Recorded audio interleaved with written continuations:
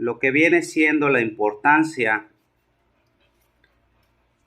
el actuador, como lo pueden observar, que ahí sí la pieza viene siendo electrónica,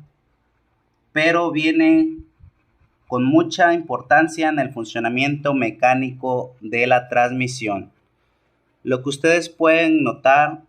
es el sistema de embrague que viene puesta a la transmisión y que tiene una función muy importante a lo que les comentaba,